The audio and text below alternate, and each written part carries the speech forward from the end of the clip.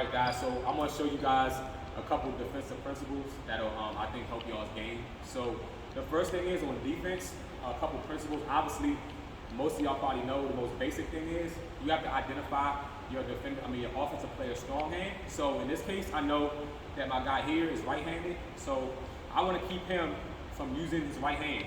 The other thing I want to do is in a 5-on-5 game, you never want your defender to have a straight line to the basket. So I'm always going to keep my chest and my body square against him so that he can never go straight there. I'm going to angle myself so that he cannot use his right hand as much as possible. And I'm also sending him away from the basket into a corner, right? If I play defense this way, I'm giving him the lane. If I play defense this way, right here, I might send him to a defender here, but the problem is, again, he has a direct lane to the basket, right? So I always want to keep my defender trying to go to a corner, no matter where he is on the floor. So even if he moves up here and he has more of a square shot, I'm still keeping him from going straight. I'm still guarding him away from the basket, but I'm still angling him to a corner. I'm not letting him go anywhere else. All right, so second principle. So now you want to always stay lower than your defender, right? I keep saying defender. You want to always stay lower than the offensive player. So if Garrett's in triple threat, I'm going to keep my chest lower than the ball, like this, right, as much as possible. I'm still here. Keeping your hands up like this, palms always up. Never like this, right here, because if you swipe down for the ball and you miss, you're off balance, right? If I have my hands up like this and I swipe and miss, I haven't moved nowhere. I still have perfect balance right here. And the ref's most likely not going to call that foul. The ref's going to call this.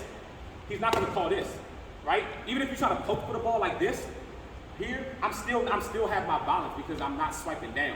When you swipe down, your weight goes down. When your weight goes down, your center of balance gets thrown off. So you always swiping up, or better yet, you're doing this, tapping the ball back. So if I steal the ball, so put the ball down, I steal the ball, I'm smacking the ball back towards our basket. So that's giving me a start for a fast break, and it's also keeping me out of foul trouble, all right? So the other thing is too, know your person's range, right? So if I know Garrett's not a three-point shooter, I'm gonna back off of him a little bit. I'm gonna be right here. This foot here has to be outside of his leading foot so that he cannot step back around.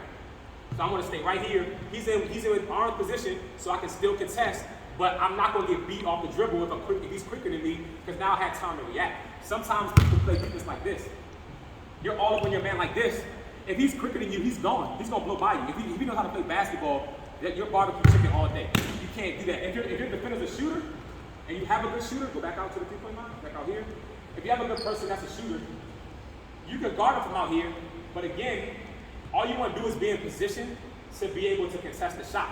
You can't guard somebody right here this far out. He's going to blow by you. Again, I'm right here. So now if he wants to go for the shot, I'm still here. I'm still contesting the shot. If he makes that shot over you, it is what it is. So on this part, basically I just want to go over how to play man-to-man defense in 5-on-5.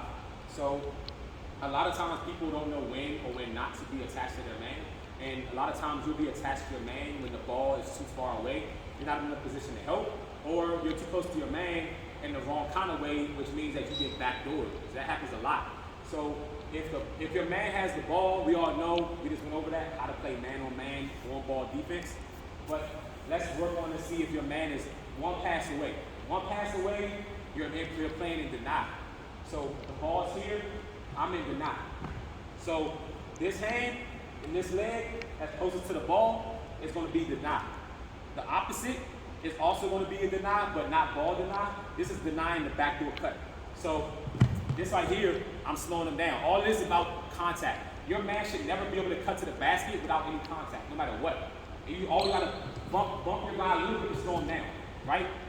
So I'm playing deny, one man away. I'm not letting him get the ball. I'm not letting him back cut, right? Now, let's say this guy passes the ball. So there's still a guy here. He has the ball. I'm no longer attached to my man. I'm in help side now. I take a step back, 1 foot in the paint, 1 foot out. I can see the ball. I can still see my man. I'm still in defense. I still have my hands up. I'm still active. I'm watching. I'm following this ball now, right? I'm still keeping an eye on my man so he can't cut behind me.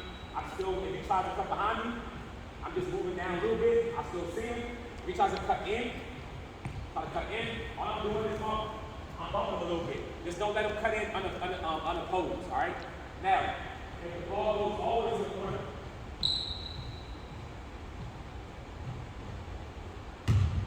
ball goes always in the corner. My man's still here. Really, my man, he's the offensive player. He gonna take a step in. I'm not following him. Now, I'm deeper. I'm like right here. I still have one hand pointing to my man. I'm still looking at the ball. I'm covering both now. So now I'm in a position to help. If that guy gets beat, or this guy makes a cut, whatever the case might be, I'm in a position to help out. That's really the core principles of defense. If he were to get beat, his man should not chase him into the paint. Because this guy right here, if this man's here and the ball's there, he's here.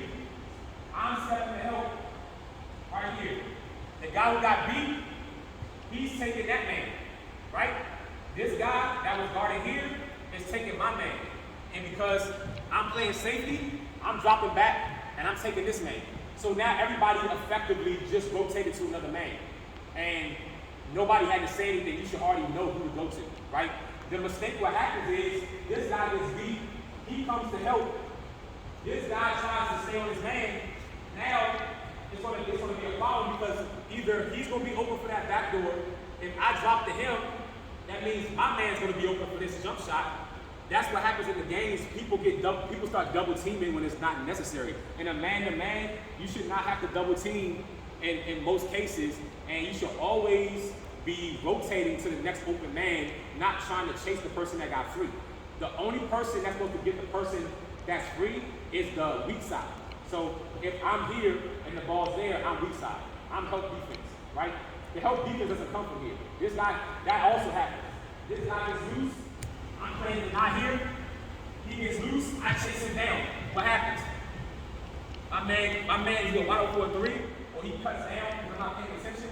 This guy dumps it right in for a layup. This guy's called, I'm strong side defense. Strong side defense does not help. Gotta trust the backside defense on the weak side. So that's pretty much the basic principles that I wanted you guys to see. So if you got any questions after watching the video, just let me know and I'll be happy to answer them for you. And I appreciate you guys' time.